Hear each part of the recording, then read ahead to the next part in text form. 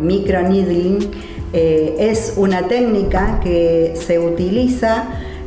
para provocar que el tejido, por un efecto de percusión que hacen las agujas sobre este tejido epidérmico, en nuestro caso, y hasta un tejido dérmico en el caso de los médicos que también utilizan esta técnica,